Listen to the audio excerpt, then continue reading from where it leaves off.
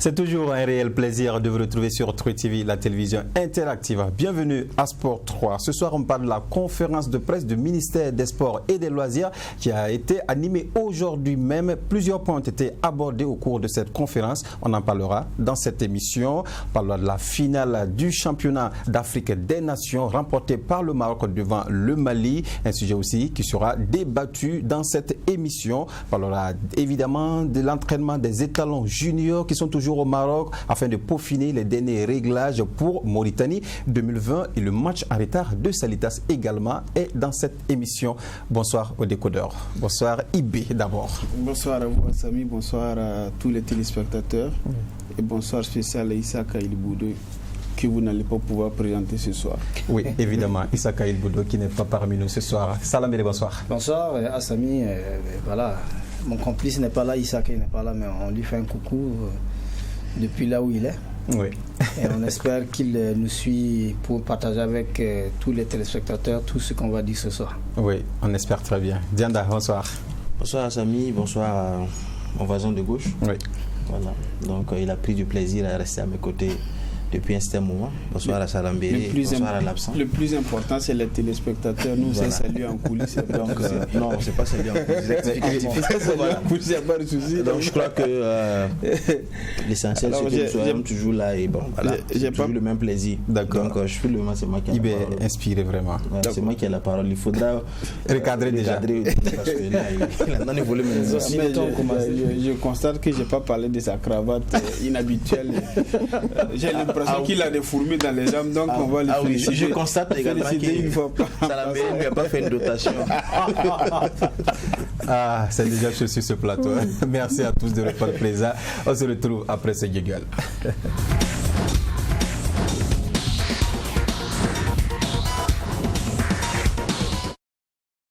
Voilà, on parle à présent de la conférence de presse animée par le ministère des Sports et des Loisirs ce lundi même dans la salle de la conférence, oui, du dit ministère. Et plusieurs sujets ont été abordés. Je l'ai dit tantôt, le cas Jonathan Zongo était sur la table. La question des infrastructures, notamment la réhabilitation des stades, le stade du 4 août et le stade Sangoulé-Lamizana, mais aussi des questions de primes ont été abordées. On en parle avec Marie Ango. Devant les journalistes, le ministre des Sports et des Loisirs a été un peu plus clair sur le cas de Jonathan Zongo. Avec des preuves à l'appui, Dominique Nana a montré que contrairement à ce que le joueur a laissé entendre, le ministère des Sports et des Loisirs a pris en charge à plus de 45 millions de francs CFA les frais médicaux, d'hébergement et de restauration du joueur. Nous avons lu dans la presse un certain nombre d'informations tendant à faire croire que le joueur n'avait pas bénéficié d'une prise en charge conséquente. Nous tenons ici et maintenant à dire fermement que toutes les dispositions ont été prises depuis sa blessure jusqu'à sa convalescence. Les frais d'hospitalisation, d'opération ont été pris en charge par le ministère. Les chiffres sont disponibles. Les frais en charge de déplacement de sa maman pour aller l'assister ont été pris en charge par le ministère. Les chiffres sont disponibles. Les frais en charge de sa rééducation et du loyer qu'il a dû prendre pour pouvoir rester à Barcelone pour suivre ses soins ont été pris en charge par le ministère. Les chiffres sont disponibles. Et nous avons un total provisoire de 45 127 584 pour ces différentes rubriques que je vous ai citées. En ce qui concerne l'homologation de nos stades, le ministre et ses collaborateurs disent avoir pris à bras le corps ce problème afin de pouvoir accueillir des matchs internationaux et éviter une sanction de la FIFA. Pour le stade du 4 août et le stade Sangoulé-Lamizana, les études sont bouclées. L'APS, ou du reste l'APD, a été validée. Rien que la semaine dernière, les bureaux d'études sont venus présenter les résultats de l'étude à M. le ministre et à l'ensemble de son staff que nous avons apprécié. Maintenant, vous savez qu'on a besoin de ressources pour la réhabilitation de ces stades. L'État a consenti d'énormes efforts, il faut le dire, mais quand vous prenez l'étude, pour la normalisation du stade du 4 août, il faut aller jusqu'à 10 milliards. Ces questions de remise aux normes, là, ce ne sont pas des questions qui sont tabous. C'est la question notamment de refaire des vestiaires aux normes internationales. C'est de mettre des tableaux électroniques, je crois qu'il faut en avoir maintenant 3. C'est de mettre la surveillance, la vidéosurveillance au niveau du stade, avoir la connexion Internet et faire la double clôture avec les entrées, avec des tourniquets qui permettent d'identifier avec précision le nombre de personnes qui vont rentrer et disposer de chaises assises numérotées au niveau des tribunes.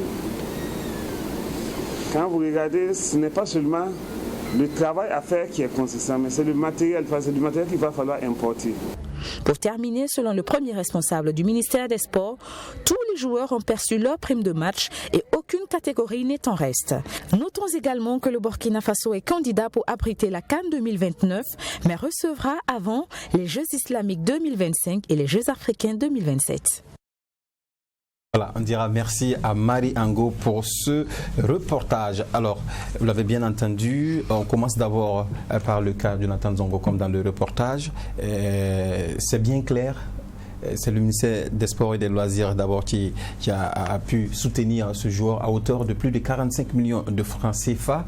Et ce joueur, dans les réseaux sociaux, avait dit qu'il n'avait pas reçu d'aide venant du ministère ni de la fédération. Alors, maintenant c'est clair. Oui, c'est bien clair, mais bon, avec toutes ces preuves-là, je crois que personne ne pourra peut-être sortir sur les réseaux sociaux encore pour parler, parce que le reportage même n'a même pas sorti tout ce que parce que les plus de 45 millions de dépenses utilisées dans les frais médicaux, l'hospitalisation, le déplacement de sa maman, etc., n'a pas tenu compte de l'accompagnement financier de la Fédération burkinabé de football et de la présidence du FASO. Évidemment. Voilà, donc je crois que tout est clair. C'est des chiffres souvent qu'on n'a pas envie vraiment de faire sortir pour ne pas toucher la sensibilité un peu de certaines personnes, voilà, de ce dernier. Mais quand ça devient comme ça, il faut vraiment sortir les preuves pour que l'opinion publique et le peuple burkinabé puisse savoir de quoi il s'agit. Il était très important que le ministère fasse cette conférence pour éclaircir, pour dire à l'opinion publique que ce joueur a reçu de l'aide, évidemment. Bon, moi je pense que le débat avait été vidé, à mon sens. Oui, mais le ministère ne s'était pas prononcé. Oui, mais de toutes les façons, la fédération avait déjà éclairci les choses. Les joueurs, il faut le rappeler, n'avaient pas dit qu'ils n'avaient pas reçu de l'aide. Il dit que c'est une interview donc, qui a été attribuée à un journal français. Et il y a eu des déclarations selon lesquelles le joueur dit ne pas avoir bénéficié d'un certain nombre d'aides, notamment celle de la fédération. Mais le joueur, dans une sortie sur les réseaux sociaux, avait affirmé qu'il avait reçu de l'aide et que ses propos ont été mal traduits par le journal. Donc il y avait cette sorte d'imbroglio là. Et la fédération est venue en dernier recours et qui avait donc éclairé les lanternes des uns et des autres. Et à mon sens, c'est une question, c'est un débat qui avait déjà été vidé.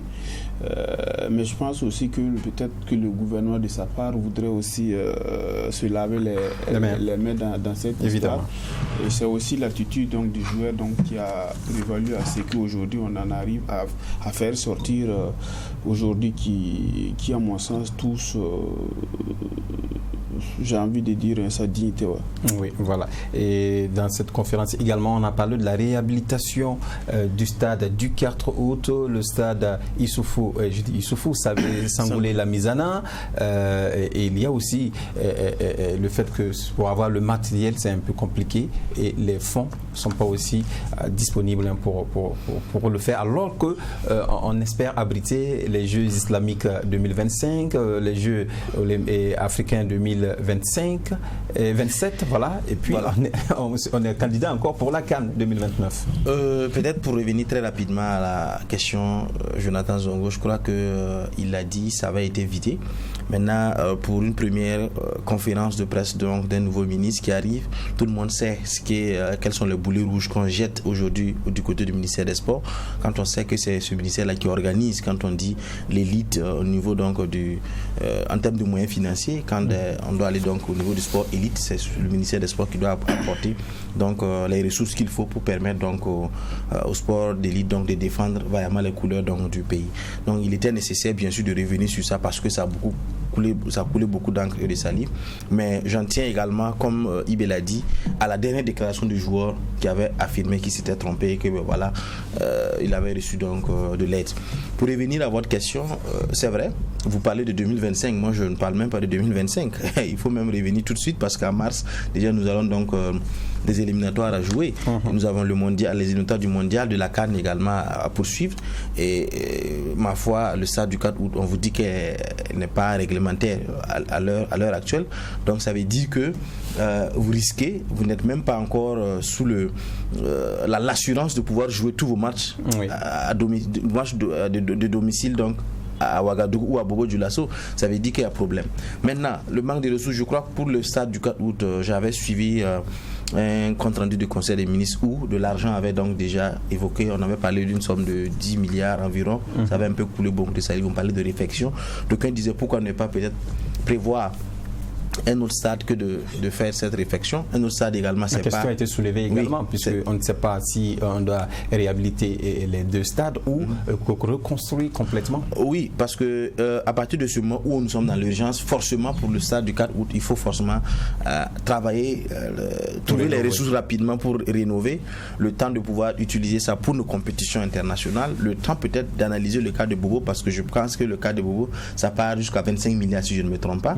Donc ça, on doit mettre 25 milliards également pour rénover ça. Quand on sait que s'il y a CAN à organiser, on ne peut pas utiliser, même rénover, on ne peut pas utiliser le stade du 4 août et le stade Sangoulé Lamizana donc comme stade phare. Il faut forcément reconstruire d'autres stades.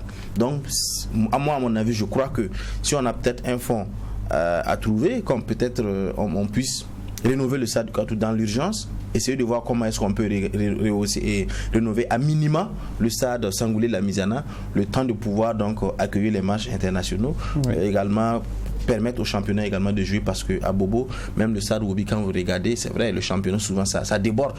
Il faut aller au stade Lamizana, pourtant ça ne répond pas forcément aux normes. En attendant, bien sûr, parce que quand on parle de CAN, de compétition à organiser, c'est une politique à dégager, c'est des moyens à mettre, de trouver peut-être les moyens qu'il faut pour peut-être investir sur ces investissements. Je sais que Dianda est un peu sceptique par rapport à ces organisations de compétition que le ministère a annoncées. Vous pensez que c'est possible, non? Oui, mais c'est dans l'urgence. Parce que là, déjà, la CAF peut-être tolère même un certain nombre de choses. En mars prochain, on pourrait peut-être encore accueillir des matchs. Mais en juin prochain, les éliminatoires de la Coupe du Monde vont démarrer. Là, c'est compliqué. Et ça va être un peu compliqué. Le secrétaire général du ministère des Sports l'a dit. Dans l'urgence, il faut peut-être faire de telle sorte qu'au moins un stade, et notamment le stade du 4 août, puisse être utilisable. Parce que l'État a déjà dégagé 4 milliards. Bon, ça serait, même si c'est prolongé en 2 années, je crois. C'est ça. 4 milliards. Les 6 autres milliards, le gap à rechercher là, c'est parce que les partenaires ne courent pas les rues.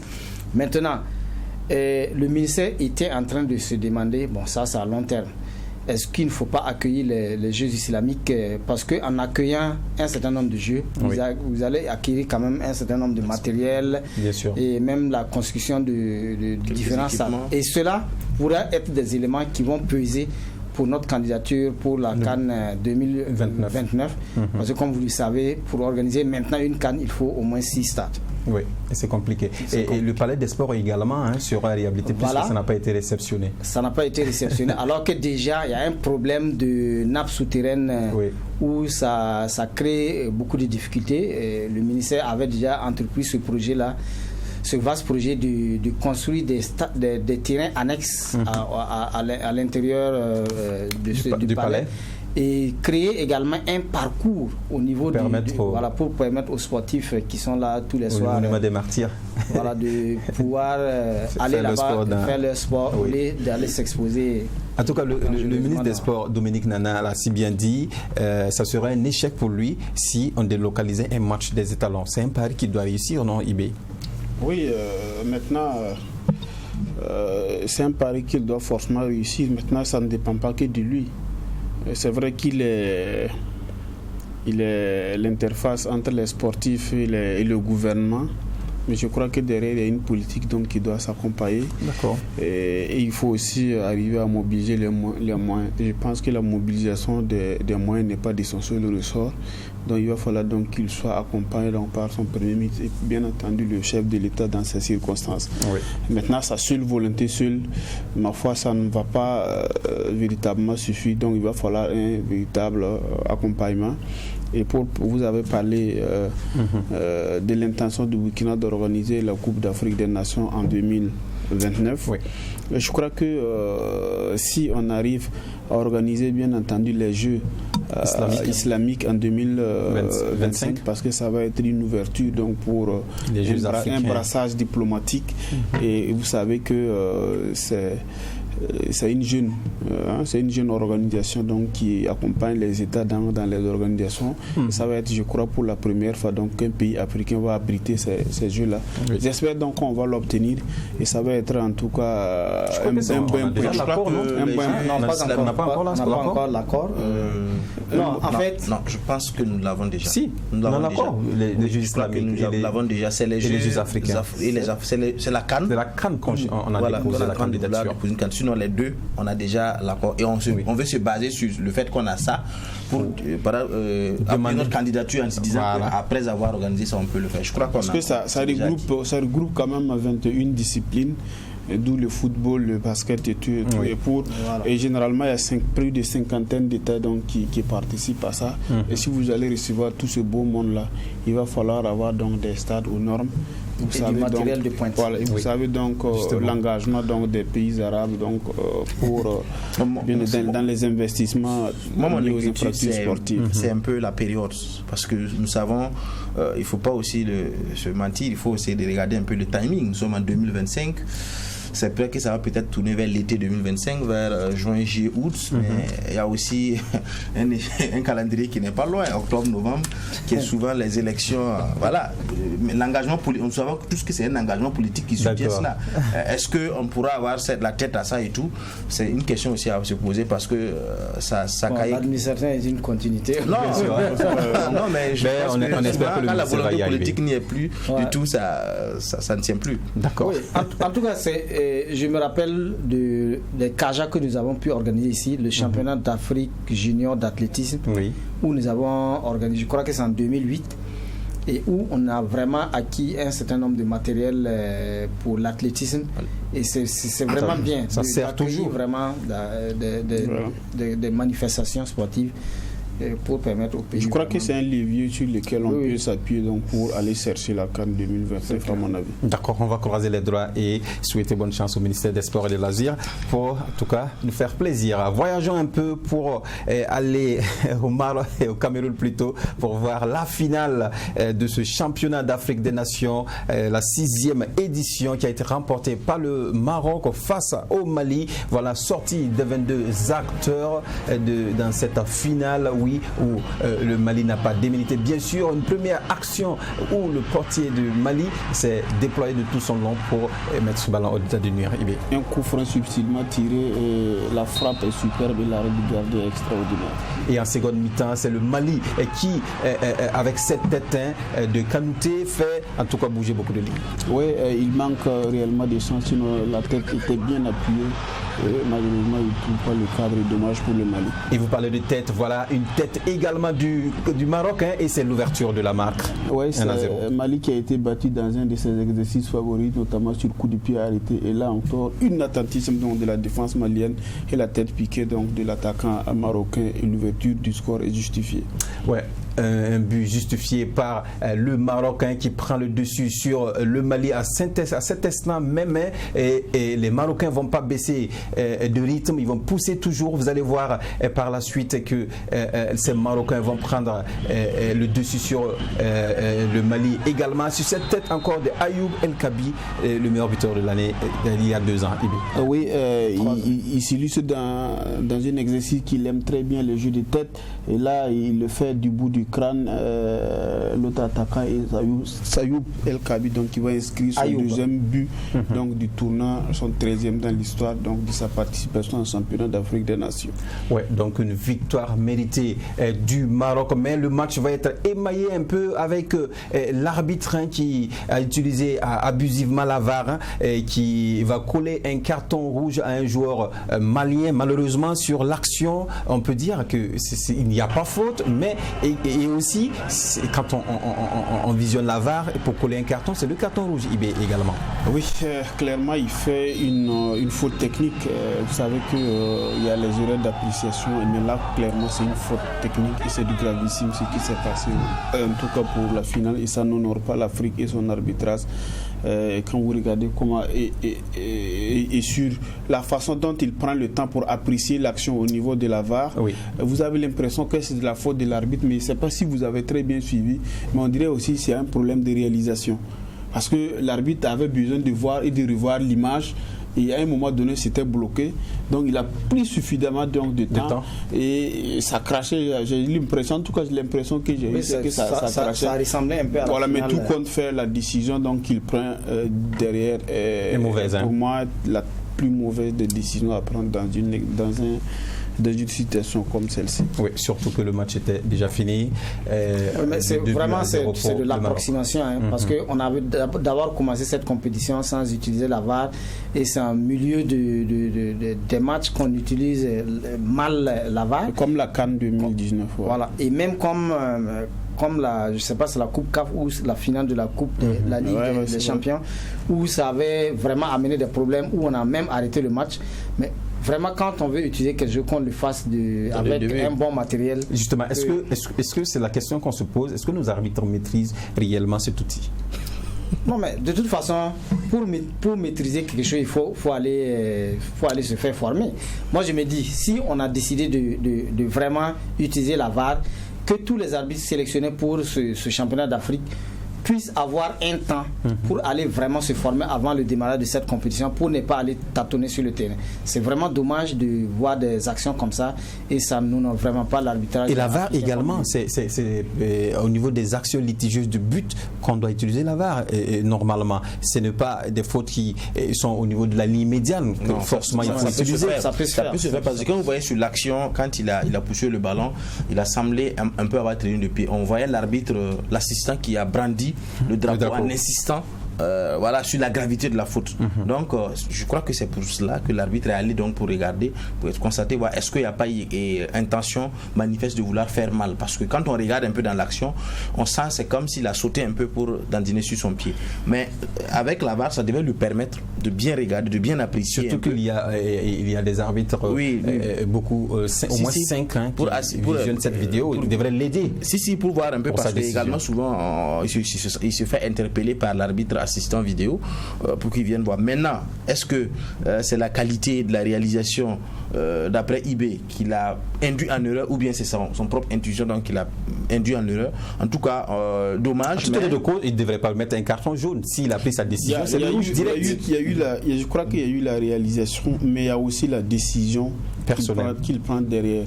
Après avoir visionné la VAR, pour moi, la seule décision qui s'imposait, c'était d'annuler tout purement et simplement le carton jaune du Marocain, et le jeu continue. Et pour ne rien arranger, il annule le carton et il met un deuxième carton jaune, chose qui devrait être carton rouge. Il met un deuxième carton jaune sur le défenseur malien, synonyme de carton rouge. Donc, et là, clairement, il y a faute technique. Et il y avait possibilité donc de faire une réclamation.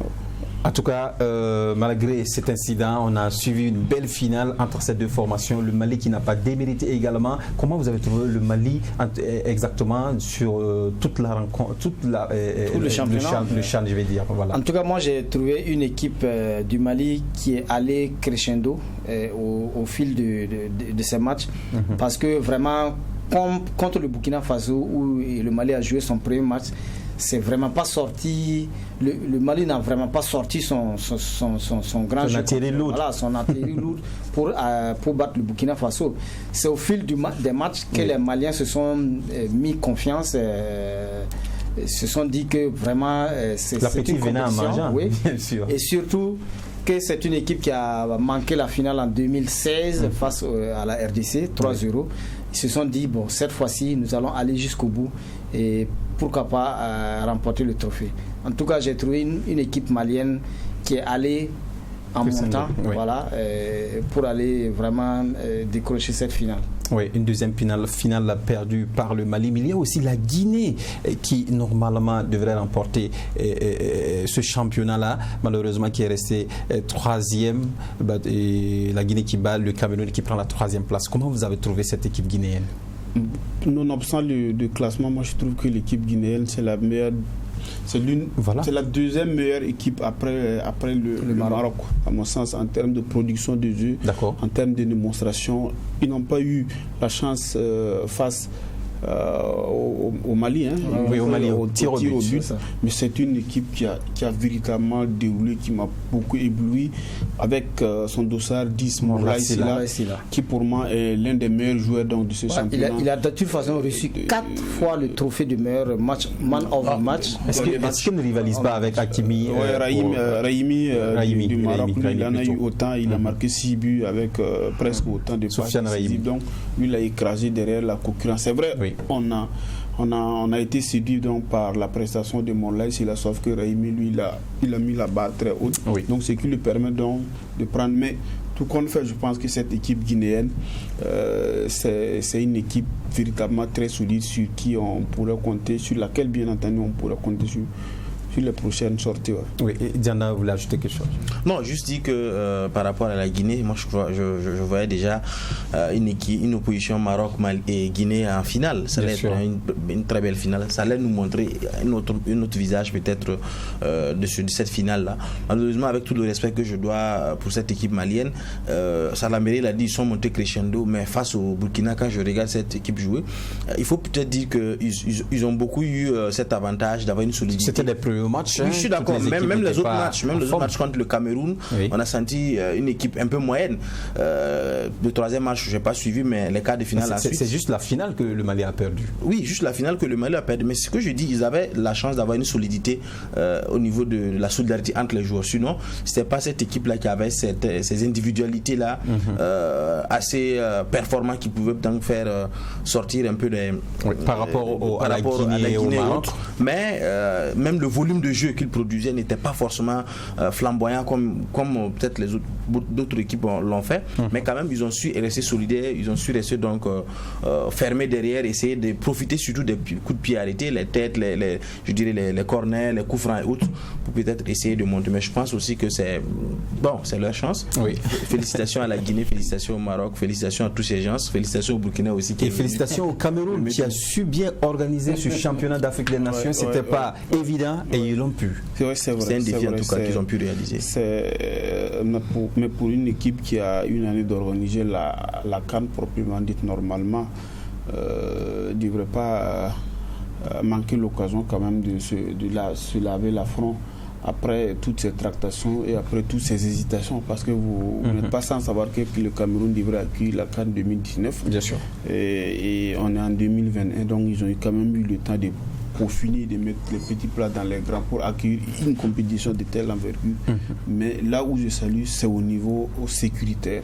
Et la pelouse. Vraiment, parce que il y a les pelouses, mais il y a à côté l'environnement qui entoure donc l'organisation de cette compétition, parce que vous n'êtes pas sans savoir que le Cameroun, il y a cette bagarre incessante d'ici, c'est Sony, c'est tout. Oui, et qui avait menacé à un tout moment donné de prendre en otage la compétition.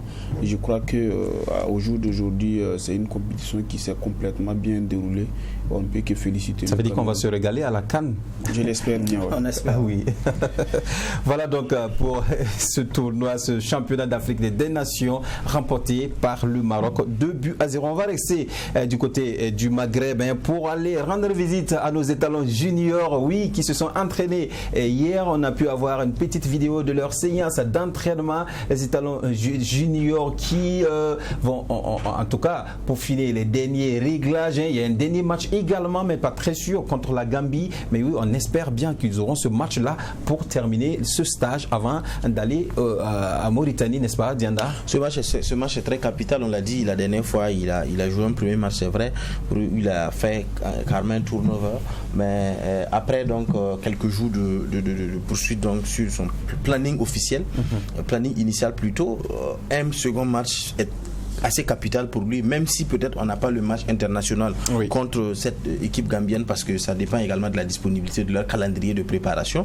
Il faudra peut-être que l'encadrement technique trouve sur place peut-être une équipe assez d'un niveau un peu élevé. Ça peut être une équipe du premier du haut, même pourquoi pas les juniors marocains.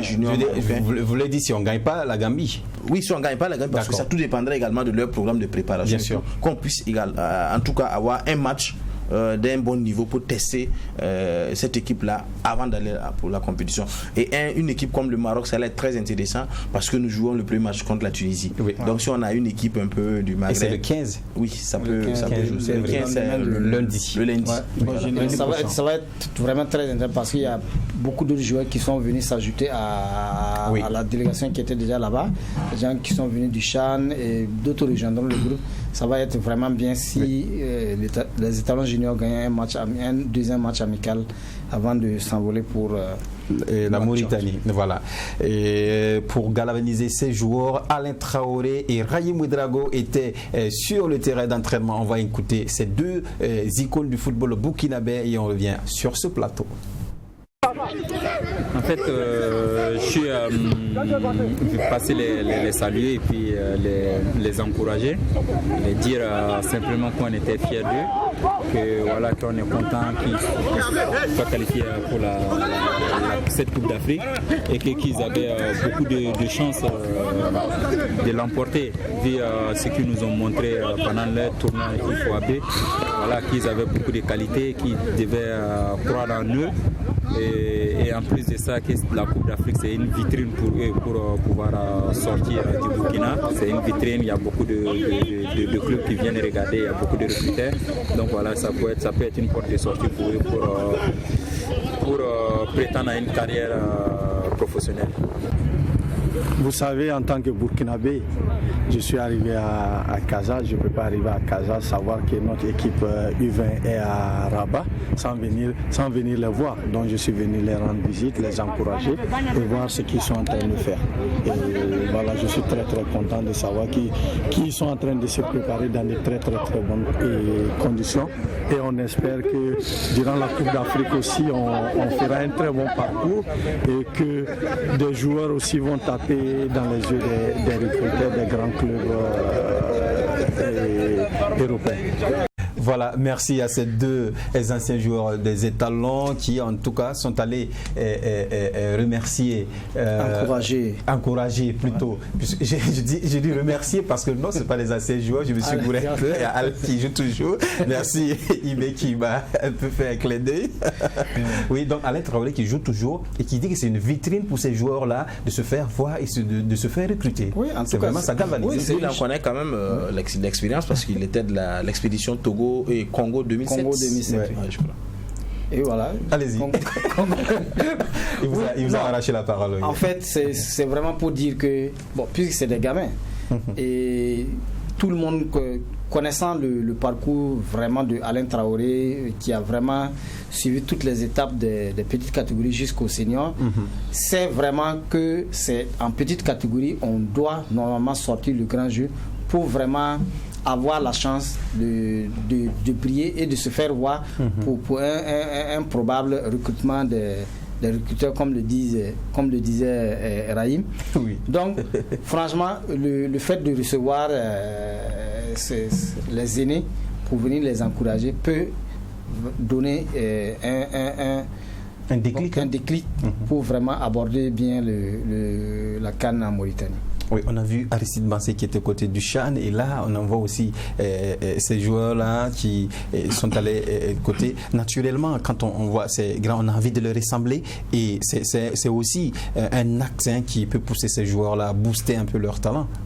Moi, au-delà de ça, j'y vois un tournant décisif de l'histoire du football burkinabé parce que c'est pratiquement l'une des premières fois pour que les aînés partent encourager les plus jeunes. C'est vraiment l'une des premières fois. Et quand on regarde ça, on s'est dit que les joueurs, les anciens joueurs ne veulent plus rester à l'écart. J'ai envie de donc des sélections nationales. Aristide Bansé du côté du Cameroun, on a vu l'apport que ça donnait, même s'il ne faut pas négliger la présidence des Malo, du président de la fédération et sa délégation. Évidemment. Mais là, c'est Alain Traoré qui... Et moi, ça, c'est des comportements qui me donnent la chair de poule. Parce que vous sentez un élan de solidarité et recevoir donc ces messages-là de la part donc, des aînés, ça galvanise et pour les gamins qu'ils sont. Et moi, je pense que ça doit les faire beaucoup de bien. Et la présence de Raïm aux côtés des juniors au Maroc, c'est un symbole quand on réinterroge l'histoire récente donc, du football burkinabé. Mais ça me rappelle quand même, excusez-moi, en 2010, quand les étalons cadets, la promotion Bertrand Traoré, ceux-là même qui ont remporté la CAN cadette, en partance pour l'île de la Réunion, parce qu'ils ont éliminé l'île de la Réunion pour se qualifier pour cette CAN rwandaise. Il y a le général Bako qui jouait à l'époque à Lyon. Bon, j'ai eu la chance de faire partie de cette délégation quand on est arrivé à Lyon. Voilà, parce qu'on a passé la nuit à Lyon. Le général Bako est venu vraiment galvaniser les jeunes et vraiment, on peut dire que ça a vraiment touché les jeunes. Ils sont allés vraiment se battre et puis éliminer cette équipe réunie de l'île de la Réunion et pour aller remporter la CAN. Une anecdote on espère. On espère que cette rencontre Alain Junior, ça peut encore apporter beaucoup de choses. J'allais ajouter quelque chose par rapport à ce qu'Ibé dit quand il dit que c'est un tournant décisif de l'histoire du football. Ça ne se voyait pas avant. Je vais juste appuyer cela en disant que enfin le Burkina aussi a une identité. Parce qu'on disait avant au Cameroun c'est Roger Mila, Bouma, le Sénégal a des noms, mais le Burkina se fait référence à qui? Maintenant on sent que nous aussi nous avons eu quand même des joueurs qui sont montés à un certain niveau, même s'ils n'ont pas forcément été les plus grands joueurs de la planète. Bien sûr. Quand même, ils sont montés à un certain niveau, eux qui ont du vécu, et que le fait même d'être le nom qu'ils portent, le fait même d'être sur un stade et d'être dans un staff, ça apporte beaucoup de gaieté, ça apporte beaucoup. Et aujourd'hui, quand il prend le cas Raïm, c'est vrai, l'histoire récente un peu des élections entre griffes montre quand même que on a tourné la page et que l'essentiel ici c'est de faire rayonner un peu le football burkinabé. Et il a dit en tant que manager de joueurs, il n'a pas oublié également son boulot. Il a rappelé aux jeunes, votre objectif c'est de rayonner plus et c'est l'occasion pour vous de vous faire remarquer pour donc avoir bien sûr une bonne continuité. Oui. Et il n'y a pas plus message galvanisateur pour ces jeunes là plus que ça, parce que tous espèrent quand même. Oui, tous espèrent quand même. Vous voyez qu'il y a d'autres qui sont déjà dans des contrats en Europe mais qui n'ont pas forcément un temps de jeu. Bien sûr. Avec cette participation, ça peut leur permettre donc de pousser. D'autres qui sont toujours ici au Faso Foot qui attendent donc de partir pour appuyer un peu mon ami Ibé qui disait que c'est pas à 25 ans qu'on va espérer aller en Europe. Merci Jada. Donc c'est l'occasion de taper. J'admire tout de même l'action d'Aristide Bansé, par exemple récemment de Alain. En fait, c'est de ça qu'on veut voir, que les anciens puissent prendre le devant des choses et expliquer. Il ne faut pas emboîter le pas de ces anciens qui, après avoir accroché, se sont effacés complètement du football. Et Aristide Bansé, dès qu'il est à Ouagadougou, il est tout le temps au stade. Moi, je pense que c'est un exemple pour promouvoir le Faso Foot. Et il n'a pas hésité à venir donc jouer pour le Faso Foot. Et moi, je vois quelqu'un qui, naturellement, même à une pensée très pieuse donc, pour notre football. Et moi je trouve donc qu'il faut l'accompagner donc sur cette lancée. Voilà, les étalons juniors qui s'illustrent pour la première fois dans cette CAN des moins de 20 ans lundi, voilà, contre la Tunisie. Voilà, entrée en matière contre la Tunisie. On espère bien que on va tirer notre épingle du jeu. Restons du côté du Maroc, l'occasion faisant le larron. Soumaïla Ouattara, signé récemment au Raja Casablanca, a donné son point de vue par rapport à cette signature, ainsi que son manager Raïm Ouedraogo. On les écoute. Oui, j'ai signé 3 ans et demi au Maroc dans un grand club. Le club c'est Raja de Casablanca et ça fait vraiment plaisir pour moi de montrer mon talent ici. Et vraiment, je suis heureuse parce que j'ai des frères ici. Voilà, j'ai des frères comme Alain Traoré, et Issouf Dayo et Cheikh Djibril Ouattara. Voilà, bon, vraiment, je suis content et je demande la bénédiction aux populations burkinabées. Tout d'abord, je félicite le joueur Soumaïla pour son contrat à Raja, qui est de 3 ans et demi. Et c'est le résultat du CHAN qu'il a fait, puisqu'ils l'ont vu durant le CHAN. Et ils m'ont appelé, on a négocié et il a signé un contrat de 3 ans et demi. Et j'aimerais revenir sur les a priori des gens. Nous avons des joueurs burkinabés ici au Maroc qui sont en train de faire de très très bonnes prestations, ce qui fait que les joueurs burkinabés ont la cote ici au Maroc. Et le Raja de Casablanca, c'est un très très très grand club avec 80 000 spectateurs chaque match, avec 6 millions de supporters au Maroc et avec un budget de 10 millions d'euros l'année. Donc il atterrit vraiment dans un très très grand club africain. Ils ont un centre technique qui vont inaugurer bientôt d'une valeur de 15 millions d'euros. Voilà, c'est impressionnant, hein? Et merci au passage Salifou Guigma qui nous a permis d'avoir ces interviews, il faut le dire. Voilà, c'est impressionnant de voir Raïm Ouedraogo parler qu'il y avait des appréhensions par rapport aux signatures des joueurs au niveau du Maghreb, IB. Je crois que nous avons déjà dit ce qu'on avait à dire donc, sur ce dossier, sauf s'il faut se répéter. Et moi, je suis partant, je suis preneur. D'accord. Je prône pour la promotion de nos joueurs et je ne suis pas de ceux qui pensent que le Maghreb est un sens interdit pour nos clubs. Donc bravo aux garçons. Oui. C'est l'aboutissement aussi d'un travail acharné. Et bravo à Raïm Ouedraogo aussi pour les négociations abouties. Voilà, bravo à tout le monde par rapport à ce transfert. On revient au Burkina Faso pour parler à présent du match en retard de Salitas qui a joué face à Royal FC. Défaite de Salitas. On va voir le résumé de cette rencontre à Bobo Dioulasso au stade Wobi. Sortie des 22 actes. Il y a eu beaucoup d'occasions dans cette rencontre pour Salitas ainsi que pour Royal et FC. Une première frappe de Salitas qui ne donne rien. Oui, c'est Sidiki Aboubacar Traoré avec son pied gauche donc il affectionne et cette frappe a été domptée par le portier du Royal. Et là c'est le but de Royal FC et Iberi Cabré. Regardez comment ce joueur. C'est un but d'anthologie, hein. Franchement, il enchaîne la célébration et c'est une balle en chandelle et l'attaquant donc qui va dans le centre du ballon donc qui va le récupérer du pied gauche et c'est le timing et tout était parfait donc la conception et la réalisation. C'est un geste d'un grand joueur IB. Oui, c'est un geste de grande classe. Ouais. Ah oui. Un but fantastique hein, qui cloue le portier de Raïmo de Salitas. Ça me rappelle Trezeguet qui a toujours l'habitude de reprendre comme s'il avait les yeux fermés ce genre d'action et qu'il a réussi à tout moment. En tout cas, c'est un but de grande classe. Oui, Salitas qui va essayer de revenir à la marque sans pouvoir y parvenir. Et le second but, regardez bien, c'est sur cette action également que l'attaquant va planter ce but. Moi, je pense qu'il y a une sorte d'escorte de la défense de Salitas. Vous regardez comment il fixe les défenseurs. Michel Aouba qui a perdu tous ses réflexes de grands défenseurs dont on dit de lui et là il n'a rien pu face à son vis-à-vis, en tout cas qui était résolument décidé et la frappe est superbe et côté opposé je crois voir que c'est le gardien Mansour qui a des difficultés donc avec les balles frappées à ras de sol et là ça se confirme avec ce but. Voilà, 2-0 pour Royal FC qui met une barrière à Salitas de pouvoir prendre la tête du championnat puisque Salitas était à 30 points et le premier avait 31 points. Donc un point donc de différence entre ces deux équipes. On va écouter d'abord Lagui Koulibaly et on revient sur ce plateau pour donner la parole au décodeur.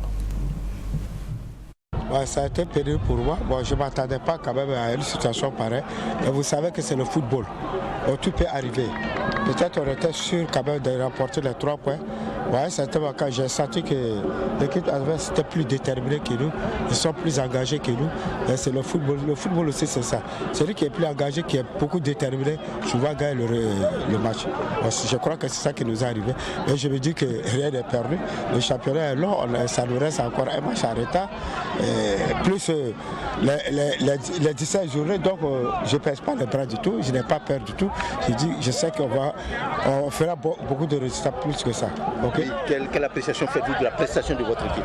C'est que, sincèrement, ce que je viens de dire, c'est tout de suite, mon équipe n'a pas joué réellement à son vrai niveau. Son vrai niveau, comme je l'ai dit, c'est le football. Il y a des hauts et des bas. Aujourd'hui, ce n'était pas notre jour. L'équipe adverse était au-dessus de nous. Ils étaient beaucoup plus déterminés. Il faut les comprendre. Par rapport à leur position, quand même, ils devraient être plus déterminés que nous parce que nous, on est plus en haut. Nous avons plus de compétition. Nous avons des compétitions fortes encore qui nous attendent. Ce n'est pas une raison, mais ce que je veux dire seulement, l'adversaire a été plus fort que nous dans l'engagement. Pas fort techniquement, mais plus fort dans l'engagement, dans la tête. Et ils voulaient gagner le match. Et ils l'ont gagné, et c'est logique. Et nous, on tire les leçons maintenant pour les prochaines journées, pour ne pas baisser. Parce que l'équipe qui nous a toujours posé des problèmes, elle devient notre bête noire. Parce que l'année passée encore, ils nous ont battu à Ouaga, 2-0 avec le même score. On tirera les leçons pour les prochaines journées. Voilà, victoire logique donc de Royal sur Salitas et Laïc Koulibaly qui continue de tirer les leçons. Il aime ce mot, hein? Il veut Salabéré. Oui, je crois que c'est un bis repetita pour Royal qui avait déjà battu, vous vous souvenez, l'année dernière, cette équipe de Salitas, 2-0 du côté de Zignaré. Et là encore, je ne sais pas si c'est une négligence sans vraiment négliger l'équipe de Royal FC. Oui. Mais c'est quand même un match qui était à la portée de Salitas. Maintenant, je ne sais pas. Qu'est-ce qui s'est passé? Qu'est-ce qui s'est passé? Est-ce qu'il n'y a pas eu une certaine pression ou peut-être que Salitas a négligé l'équipe de Royal qui était en face pour aller jouer un tel match. Ou bien une fatigue, peut-être, puisqu'ils ont joué un match, ils ne sont pas revenus à Ouaga, ils sont restés à Bobo. Est-ce qu'ils étaient dans de bonnes conditions pour récupérer tout cela? Il faut Non, mais de toute façon, tout ça, ça compte, parce que je l'ai relevé ici. Si tu ne fais pas un bon planning pour ces matchs en retard et vraiment le championnat qui va démarrer et la Coupe CAF, ça va être un peu compliqué. Ça commence. Mais on ne va pas vraiment l'attribuer à sa préparation aussi rigide, dure lors de la phase de l'intersaison. D'accord. Donc je me dis que c'est un accident de parcours peut-être. Oui, on attend de voir le troisième match en retard contre le RCB. Justement, il manque la chance de prendre la première place du championnat en attendant ce dernier match qui se joue à Ouagadougou contre le RCB. C'était un bon coup pour prendre la tête du championnat, Ibi. Oui, mais Salitas, vous oubliez qu'ils ont fait du Salitas. Parce que avoir les difficultés avec les matchs en retard et toujours perdre avec les équipes mal classées. Quand vous prenez Salitas dans ces 3 dernières années, sinon même les 4 dernières années, toutes les fois qu'ils ont participé, ils ont soit perdu face à l'AS Police, ils ont soit perdu face à la GEB, à l'ISCO, au Royal. Et voilà des équipes comme ça qui sont souvent très mal classées et qui arrivent à terrasser Salitas dans les mauvaises périodes. Et là encore, ils tombent dans les mêmes travers. Et je crois que le problème au niveau des Salitas, c'est qu'on tire rarement les leçons du passé et on ne peut pas vouloir être une grande équipe et tomber à chaque fois dans les mêmes travers face aux petites équipes. Je crois qu'il y a un certain nombre de matchs qu'ils ont déjà joué dans l'esprit avant d'aller affronter, parce que je ne comprends pas. Mais il y a aussi peut-être une autre réalité que nous sommes en train d'occulter. Parce que vous savez que pas Michel Batobo, Olivier Boissy, lui n'est plus là, lui il est le meilleur buteur du club. Le club est en train de trouver ses repères là-bas. Michel Batibo s'est signalé lors du match. Il faut un tueur comme Olivier Boissy. Non, mais Boissy, il n'est pas totalement parti. Il va revenir. C'était juste un test qu'il allait faire du côté de... Il va revenir? Oui, il va revenir. Son test n'a pas marché? Oui, non, c'est pas que ça n'a pas marché. Il a juste allé faire son test. Il va revenir continuer avec Salitas pour après repartir. À la fin de la saison, il ira là où il est allé faire le test. On espère donc pour lui. Voilà, j'ai échangé un peu avec le directeur sportif, Maïga, qui m'a dit cela. En tout cas, ce joueur manque beaucoup à Salitas parce que ce match-là, s'il était là, peut-être que les choses allaient changer.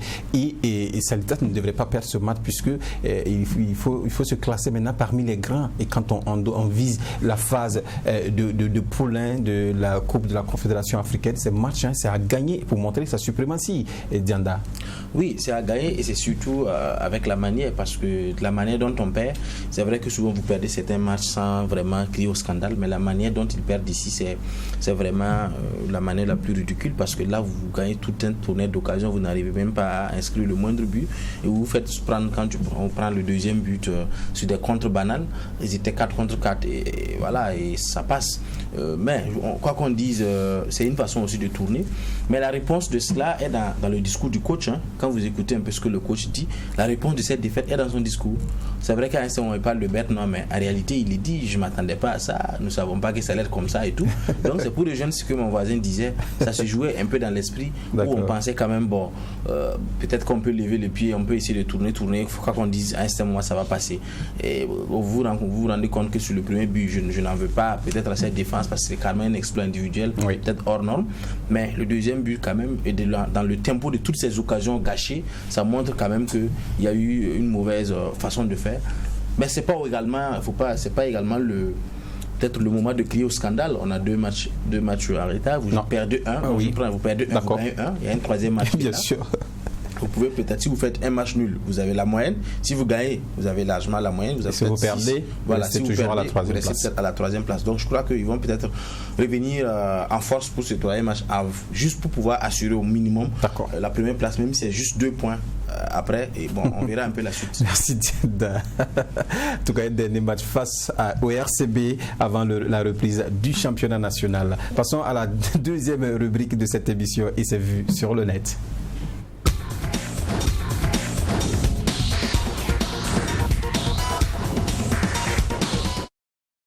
Voilà, vu sur le net, on parle de la Fédération burkinabé de football qui a nommé Issa Sidibé. Vous allez voir cette affiche, Issa Sidibé, deuxième vice-président de la Fédération burkinabé de football comme responsable du suivi des équipes nationales. Voilà, qu'est-ce que ça veut dire cette nomination pour vous? Bon, moi je ne sais pas, peut-être avec l'ossature actuelle, sinon l'ossature de comité exécutif passé, il y avait un responsable, si je ne me trompe pas, qui est chargé de suivre les équipes nationales. Voilà, que ce soit peut-être les cadets, les juniors, les équipes nationales, à la personne de... J'oublie un peu le nom du monsieur. C'est lui qui suivait un peu les équipes nationales et tout. Non, Vincent Cambiré, si je ne me trompe pas. Voilà, Vincent Cambiré à l'époque. Voilà, maintenant, bon, comme à chaque fois ça change et tout, peut-être qu'avec Lazare Bansé a trouvé peut-être le comité exécutif, parce que c'est lui la tête, mais peut-être le comité exécutif a jugé nécessaire peut-être de responsabiliser un de leurs vice-présidents pour suivre un peu ce qui se fait avec l'équipe nationale, peut-être faire le rapport. Ça n'a pas de rapport avec les chefs matériels, puisque c'est cela qu'il a été nommé.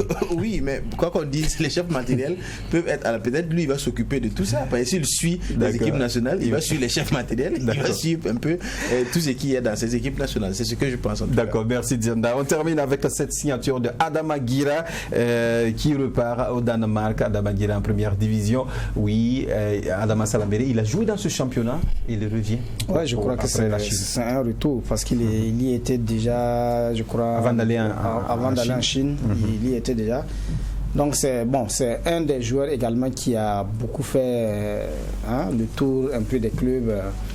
Et c'est vraiment pas souvent intéressant qu'un joueur, si peut-être des piges comme ça, juste tourner, il n'y a pas de stabilité. Ça fait que ton talent n'est pas aussi bien rémunéré comme si un club. Il était en Chine. Oui. Je crois qu'avec la Covid-19, justement, ça ne joue pas. Oui, ça ne joue pas. Donc, forcément. Il a dû revenir ici. Mais je crois que ce que Salambéré dit, c'est vrai, il n'arrive pas à s'imposer dans le club où il passe, même quand il fait 2-3 ans. Quand vous suivez un peu les feuilles de match, c'est rare de le voir peut-être 3 matchs. Il s'impose, ça c'est. Non. À l'équipe nationale qu'il a. En équipe nationale, j'allais faire le lien. En équipe nationale, il n'arrive pas à s'imposer. Il était titulaire indiscutable. Même son dernier geste lorsqu'il a joué, et même lorsqu'il est parti en Chine, c'est n'eût été l'arrêt du championnat suite au Covid, il a toujours joué. C'est à l'équipe nationale qu'il avait extrêmement des difficultés. Et là, il fait un comeback dans un championnat qu'il connaît très bien. Oui. Je vois que mon ami a pris effet de cause. Non, mais il dit ce qu'il est. Non, je sais. Je sais, c'est sans animosité. Je dis qu'il a pris effet de cause. Donc pour lui, moi j'estime en tout cas que c'est un joueur qui n'arrive pas donc à briller comme il le faut. Oui. C'est vrai qu'il joue à un poste où on est un peu caché, c'est un peu devant la défense, on est souvent le joueur méchant qui rafale les cartons et tout, mais quand même il aurait dû quand même monter d'un certain niveau parce que son nom gravite quand même dans l'élite depuis longtemps. Même il est resté peut-être jusqu'à un certain niveau. On l'a attendu en haut pendant longtemps, on ne l'a pas. C'est comme l'éléphant annoncé, toujours venir avec. Voilà, il n'arrive jamais. En dehors de Alcide Bancé, je me demande s'il y a quelqu'un qui a fait autant de plus que lui à l'équipe nationale. En tout cas, bon vent à Adama Guira qui repart au Danemark pour jouer. On espère bien qu'il va retrouver sa forme comme il avait avant, ou au Chine ou au Danemark. En tout cas, c'est la fin de cette émission. Je vais vous épargner du quiz. Vous avez été formidable, donc je vais vous épargner du quiz ce soir. Merci. Il y avait beaucoup à dire, donc on ne pourra pas faire le quiz. C'est cela la bonne information. Sinon, je ne vais pas vous épargner. Voilà. Mais vous avez été fort, vous avez été bien. On se retrouve vendredi, Salambéré. Ouais, on sera encore là pour partager les informations. Inch'Allah, voilà. Avec le même plaisir, on sera là. D'accord. C'est savoir si Salambéré. Non, pas Salambéré, Djanda, il va tenir les paris ou il va faire du Djanda. On verra l'émission prochaine. Ça dépendra. Ça dépendra. Si vous êtes à Ouaga, peut-être que vous allez aller à la Mauritanie pour le match. Ah oui, il se peut parce qu'on est en train de régler les petites choses d'abord. Si ça confirme. D'accord. Sauf qu'il n'a jamais quitté Ouaga. Il n'est jamais allé. Merci les décodeurs. Merci à la réalisation autour de Césaire Cafado. Merci à vous aussi qui avez pris de votre temps pour nous suivre. On se retrouve vendredi avec une autre émission. D'ici là, portez-vous bien et que la grâce de Dieu sorte sur le Burkina Faso. Au revoir.